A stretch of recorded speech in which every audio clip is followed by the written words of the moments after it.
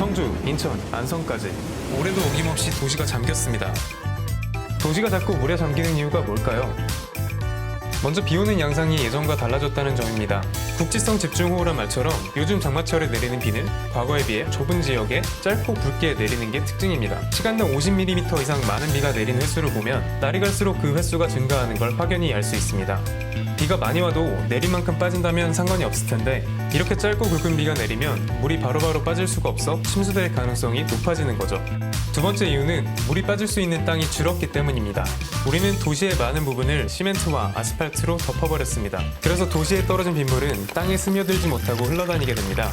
이렇게 물이 스며들지 않는 땅 면적을 불투수 면적이라고 하는데요. 서울의 반 이상이 불투수 면적이고 특히 서울 도심은 무려 80% 이상이 불투수 면적입니다. 이번에 홍수가 난 인천 남구도 전체 면적의 82.7%가 불투수 면적인데요. 이는 전국에서 네 번째로 높은 수치입니다.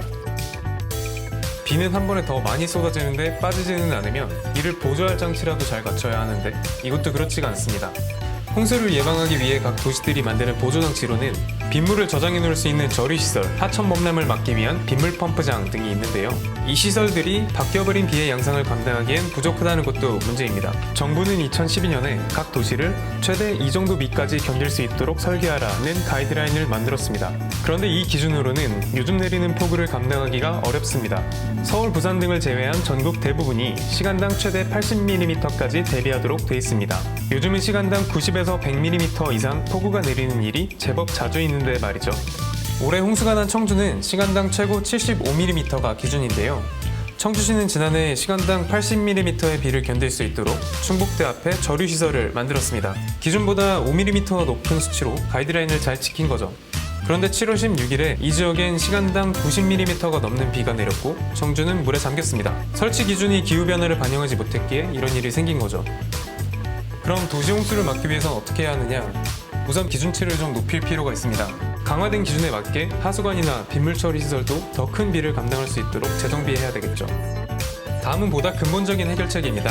바로 불투수 면적, 즉 포장된 면적을 줄이는 일입니다. 우리보다 도시의 역사가 긴 나라들에선 이 불투수 면적을 엄격히 관리합니다. 불투수 면적을 줄이려는 민간의 활동도 있는데요. 이 단체는 미국에 있는 디페이브라는 시민단체입니다. 도시의 불필요한 콘크리트와 아스팔트를 걷어내고 녹지화해서 홍수나 도심 열섬화 현상을 완화하는 걸 목표로 하고 있습니다. 이들은 지금까지 약 4,000평 이상의 아스팔트를 녹지로 바꿨다고 하는데요. 그 결과 연간 13,000톤의 물을 땅에 스며들게 하는 효과를 봤다고 합니다. 도시가 침수되는 일을 막으려면 우리도 지금부터라도 나서야 합니다.